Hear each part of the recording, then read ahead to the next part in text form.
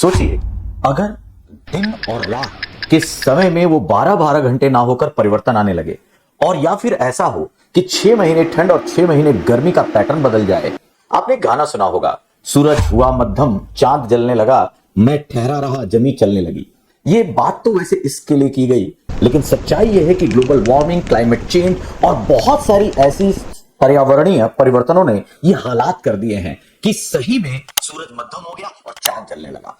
इसी बात को लेकर अभी एक नया जो एक रिसर्च लेटर आया है, जियोफिजिकल रिसर्च लेटर का कहना है कि पृथ्वी जो अपनी एक्सिस पे, हम जानते हैं कि पृथ्वी अपनी एक्सिस से 23.4 डिग्री झुकी हुई है।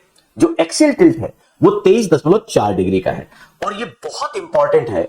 ये 23.4 डिग्री का झुकाव हमारी मौसमी जो परिघटनाएं हैं उसके लिए बहुत इंपॉर्टेंट है।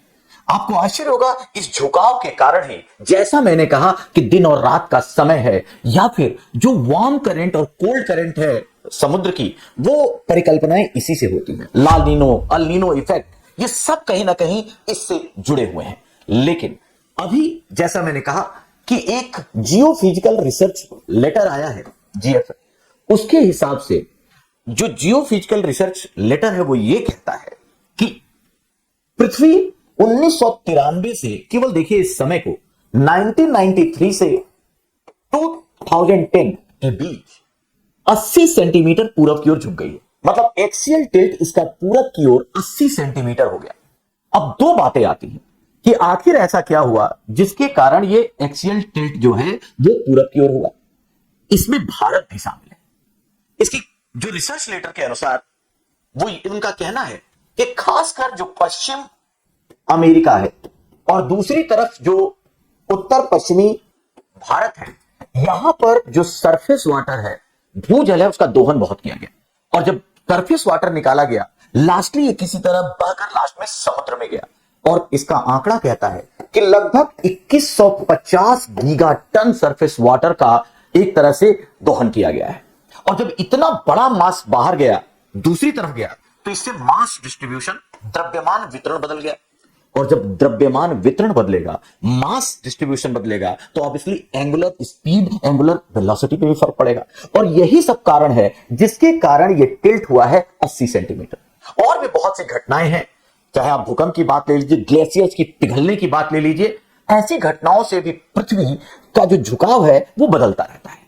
इस बार चूंकि भारत में खासकर पंजाब और हरियाणा के क्षेत्रों को इस रिसर्च लेटर में शामिल किया गया है, और पृथ्वी की इन गतिविधियों को प्रभावित करने में अगर भारत शामिल है, तो हमें आपको अवेयर होना होगा।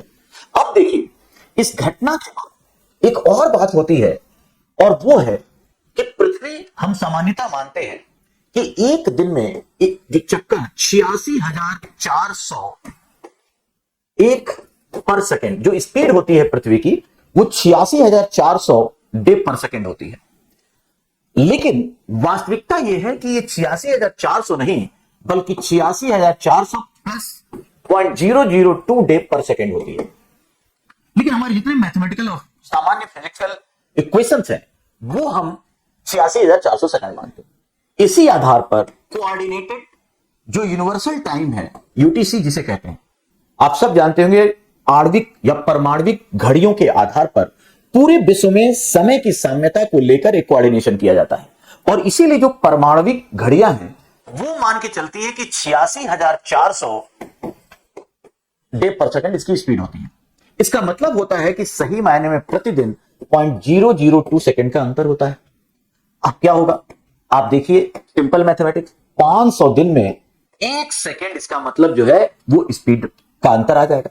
लेकिन वो 1 सेकंड का अंतर पूरे हमारे कैलकुलेशन को, हम फिजिक्स में जो पढ़ते हैं या सिंपल मैथमेटिक्स में जो पढ़ते हैं, एस्ट्रोफिजिक्स में जो पढ़ते हैं, वो गड़बड़ करेगा। तो इसको साम्यता के लिए जब ये अंतर 0.9 सेकंड तक हो जाता है, तो इसे हम एडजस्ट करते हैं। सामान्यतः 30 जून को या 31 दिसंबर को हमारे साइंटिस्ट दुनिया के बैठते हैं और इसे फिर हम इसको एडजस्ट कर देते हैं। लेकिन और ये सामान्यतः अभी जो 0.002 सेकंड आया है, इसको अभी तक जो बातें देखी जा रही हैं, जैसा आपने देखा कि इसको एडजस्ट करने के लिए कुछ समय, माइक्रो सेकंड का समय, जिसको लीप सेकंड कहते हैं, एक शब्द याद रखिएगा, लीप सेकंड, हम लीप सेकंड जोड़ते हैं। लेकिन 2026 पहला साल होने जा रहा है जब हम लीप सेकंड जोड़ेंगे नहीं, बल्कि घटाएंगे। क्यों घटाएंगे भाई? इसलिए घटाएंगे क्योंकि अब पृथ्वी जो धीमी गति कर रही थी वो तेज घूमने लगी है, और अगर तेज घूमने लगेगी तो ऑब्वियस सी बात है कि अब जो ये 0.002 ये जो एडजस्ट करते थे, जो कम लेती थी, मान लो ये 83 या ये 86,000 है ना, तो अगर मान लो ये 86,399.999 में घूमने लगे तो अब यूटीसी जो है वो पिछड़ गया। ऐसे में पहली बार घटाने की संभावना है, और अगर स्पीड बदली तो ये सारी जो मैंने आपसे शुरू में कहा था कि क्या क्या प्रभाव पड़ेगा मौसमी घटनाओं में, ये निसंदेह प्रभाव पड़ेगा जो मानव जीवन, पर्यावरण और पृथ्वी सबके लिए खतरनाक होगा, जिसे हम सबको मिलकर इस बहाने, इस रिसर्च लेटर की न्यूज की बात और इस नॉलेज के बाद हमें कैसे सरफेस वाटर का इस्तेमाल करना है, इस पे हमें संवेदनशील होना ही होना चाहिए। यहां पर जो एक महत्वपूर्ण बात यह है कि अगर पृथ्वी ईस्ट की ओर झुकती है, मतलब इक्वेटर के पास आएगी, तो जो पोल है, जो आप सब जानते हैं नॉर्थ और साउथ पोल, और यहां से अगर ये टिल्ट कर रही है तो ऑब्वियस सी बात है जो मौसमी घटनाएं हैं वो ज्यादा से ज्यादा बदलाव की ओर जाएंगी, और जिसका इंपैक्ट सस्टेनेबल नहीं होगा।